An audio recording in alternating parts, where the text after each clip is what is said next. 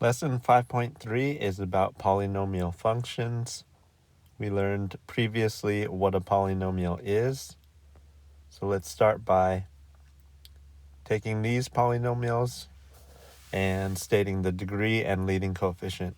So it's a lot easier to do if you put the polynomial in the correct order. So highest exponent,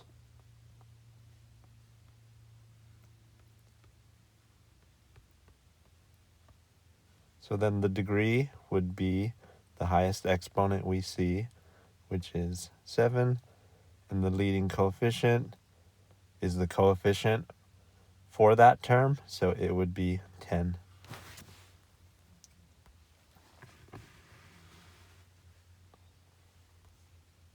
Okay, number 2 is a polynomial in one variable. Let's put the terms in order. And I guess they don't ask us to put it in order, so we just find the biggest exponent, and we could already tell the degree and the leading coefficient.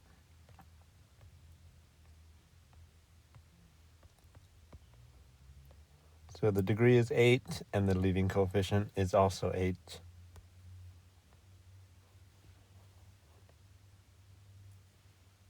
Okay, number 3. This is not a polynomial in one variable. And obviously it's because there are two variables. So we could say not a polynomial.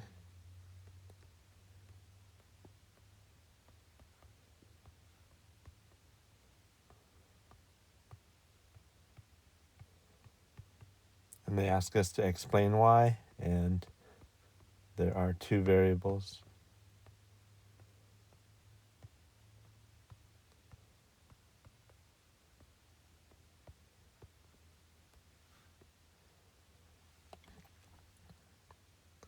Okay, number 4. Some people might be tempted to say this is not a polynomial because of the fractions. We learned that a polynomial is not allowed to have variables in the denominator. You are allowed to have constants in the denominator. Okay, I circled the term with the highest exponent, so that would be our degree. Degree would be 6, and the leading coefficient would be negative 1 over 25. For numbers 5 and 6, we've learned how to plug a number into a function to find a value. So in the past, if we wanted to find f of 2, we would plug in 2 for every x that we see. So now we're going to learn a different method. This method is called the remainder theorem using synthetic substitution. So set up your synthetic division, and then on the outside we put the number. We don't take the opposite like we used to do. We just put the number on the outside. So we put 2 on the outside, and then on the inside we put the coefficients of the function.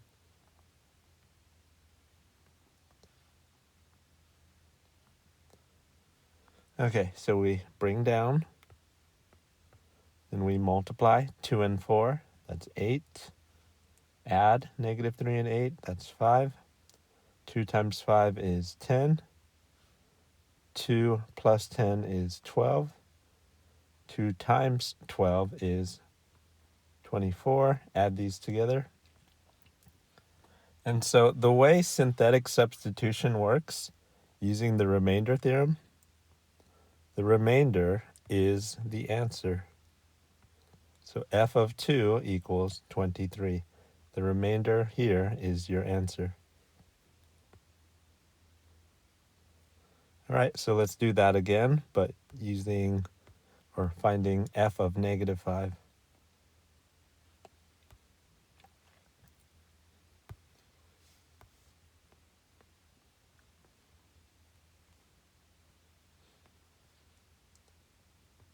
So this time we put a negative 5 on the outside. We know the remainder is going to be our answer. Bring down the 4. 4 times negative 5 is negative 20. Negative 3 plus negative 20 is negative 23. Negative 5 times negative 23 is 115. 2 plus 115 is 117. 117 times negative 5 is negative 585. Adding negative 585 and negative 1, we get negative 586. So f of negative 5 equals negative 586.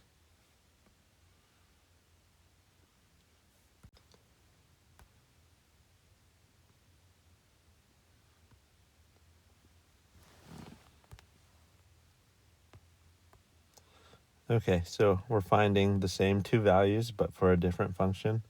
So we're going to plug in 2 and negative 5. So first I'll do the 2.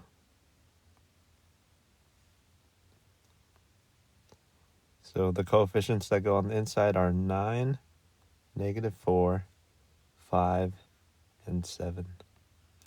Bring down the first number and then multiply.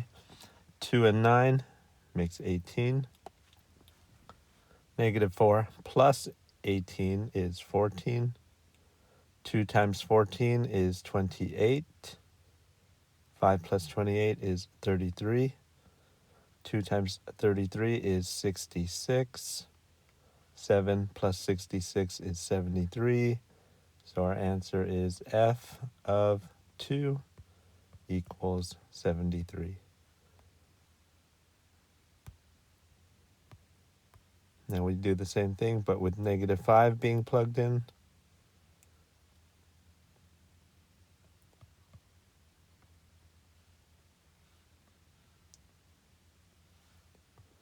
Bring down the 9. Negative 5 times 9 is negative 45. Negative 4 times negative 45 is negative 49.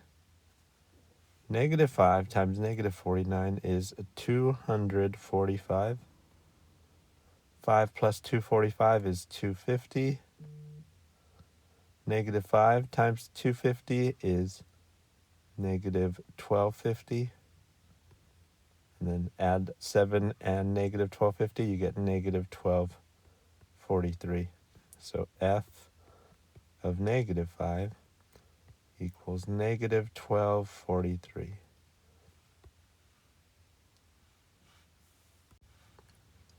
Okay, looks like there is no 7 and 8, so let's move on to number 9.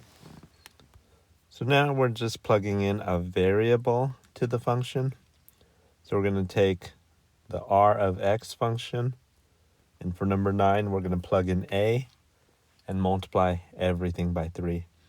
So this is going to be 3, and then in parentheses, 1 plus 3, and we're replacing x with a. So this is going to equal 3 plus 9a, and I'm going to write it in the order that I like, highest exponent first. For number 10, we're going to plug in a to the p of x function and multiply the whole thing by negative 4. So this becomes 4a squared minus 3. So negative 16a squared plus 12.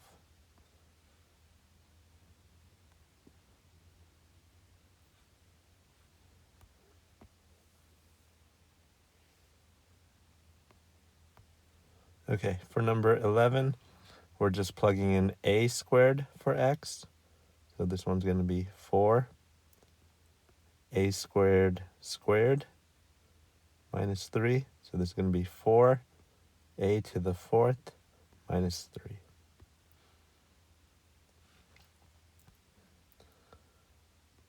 And on the last one, we're plugging in x plus 2 for x in the r equation. So this is going to be 1 plus 3, and x is going to be replaced by x plus 2.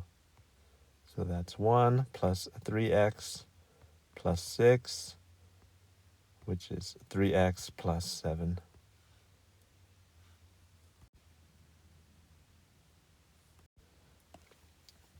Okay, the back side of the notes looks a lot more confusing than it really is. So you're going to take a function and you want to look at two things. You want to look at the degree and you want to look at the leading coefficient. Now, with the degree, all you care about is whether it is even or odd. So for the degree, you're just looking to see if it's even or odd. With the leading coefficient, you're interested in whether it's positive or negative. So there's four possibilities. The first possibility is degree is even and leading coefficient is positive. So I'm going to draw an example.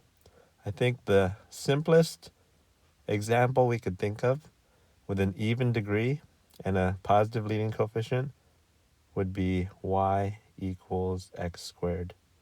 So I'll just draw a quick sketch. Y equals x squared looks like that. And so what this says is, remember that f of x just means y. So all this says is y goes up on the left. And so if you look at this part of the parabola, it is going up as x is going to the left. So f of x is approaching positive infinity as x is approaching negative infinity. Positive infinity basically means up for y, and negative infinity for x just means left. So remember, x goes left and right, y goes up and down. Okay, looking at the right side of the graph, notice for this parabola, it is going up on the right. So that's what this says. F of x is approaching positive infinity as x is approaching positive infinity. So in other words, y is going up as x is going to the right. Okay, for the next line, we have an even degree and a negative leading coefficient. So that would be like y equals negative x squared.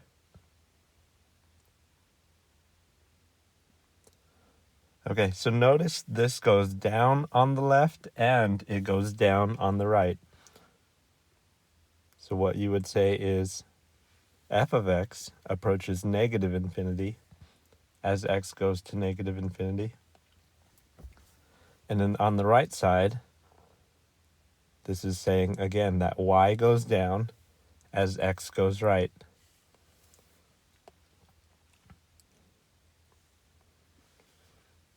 All right, the simple example that I'm going to use for the next one, we want a degree that's odd and a leading coefficient that's positive. So I would just use y equals x. So you know that graph looks like this. It's obviously going down on the left, and it's going up on the right. And then for the next example, y equals negative x. That does the opposite. It goes up on the left, and y goes down on the right. So again,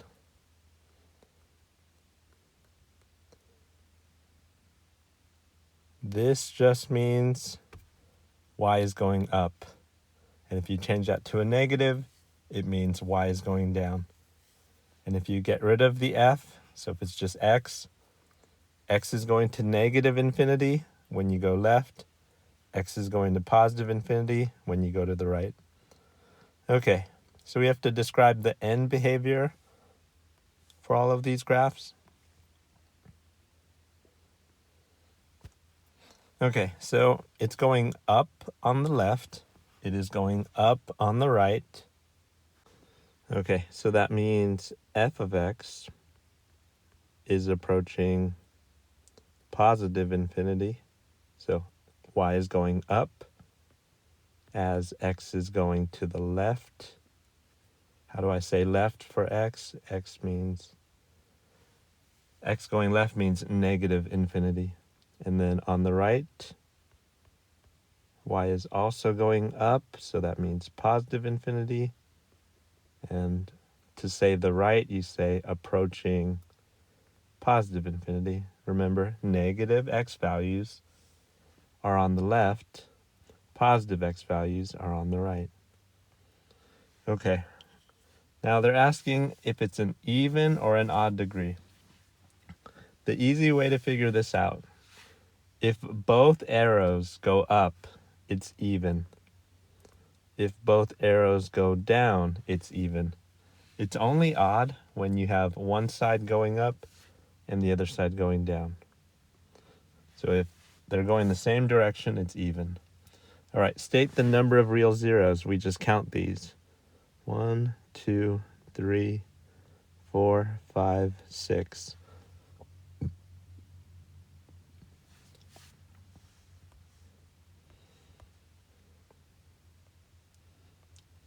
Okay, for number 14, it is going down on the left and it is going down on the right. So the way we say down is f of x is approaching negative infinity.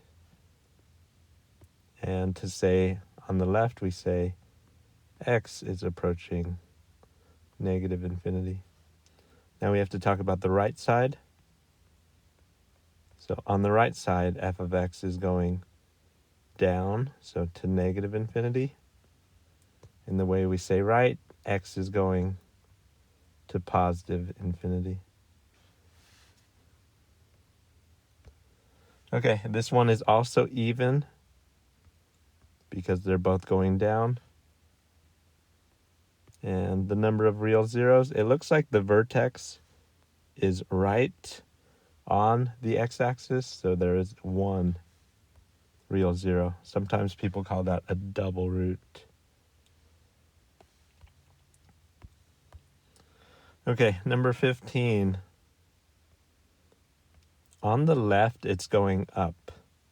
So I'm going to say f of x is going to positive infinity. And then the way I say left is x is going to negative infinity. Okay, on the right, it's going down. So I say f of x is going to negative infinity. And then right means x is going to positive infinity. Okay, this one has to be odd because one side's going up and one side's going down. So this is an odd function. And let's count the real zeros. 1, 2, 3. There are 3 real zeros. Okay, that's it for today.